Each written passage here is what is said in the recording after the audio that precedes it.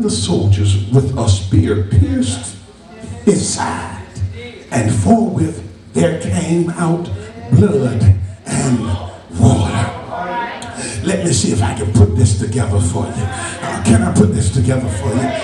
Y'all might need to tell your neighbor, give me just a little bit more room.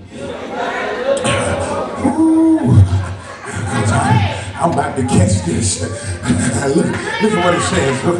One of the soldiers with a spear came and pierced him in the side. And out came blood and water. Look at your neighbor and say, neighbor, the water won't flow unless you are pierced. Oh God, the water won't flow unless you are pierced. Oh, can I help somebody that didn't catch that one? The water won't flow unless you're lied on. The water won't flow unless you're talked about. Oh, God. The water won't flow unless you're ridiculed. The water won't flow unless you're walked on. The water won't flow unless you're cast out. You got to be pierced, baby, in order for the water to start flowing. Look at your neighbor and say, I must got something going on because I'm flowing with some water.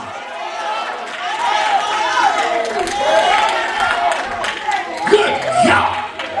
That messed me up, Sister Phil, when I seen God, it tore my mind up.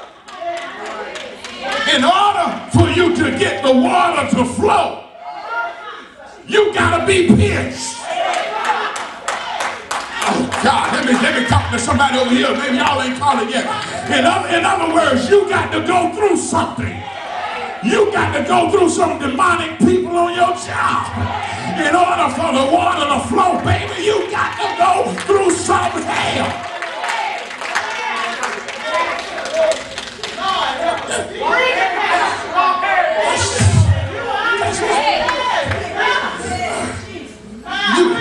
You know there's something that's flowing in your life when people don't like you and don't even know you.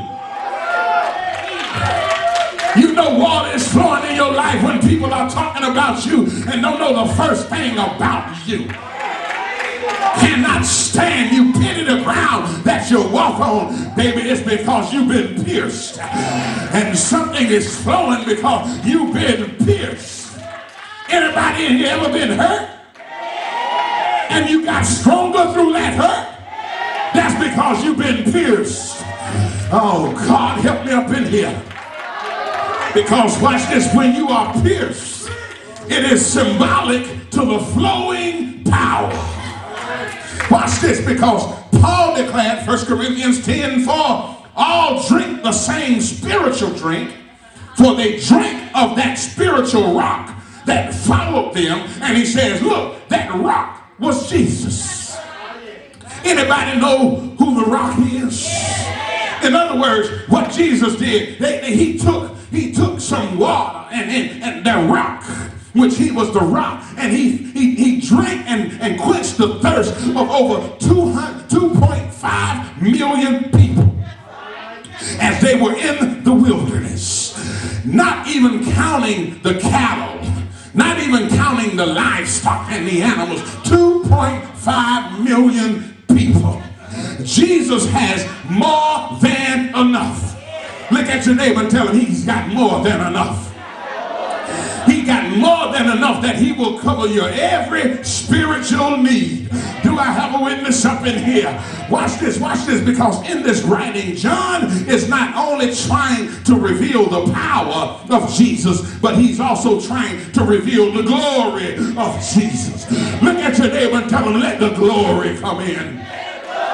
Oh, because when the glory comes in, things change. When the glory comes in, things can't stay the same when the glory comes in.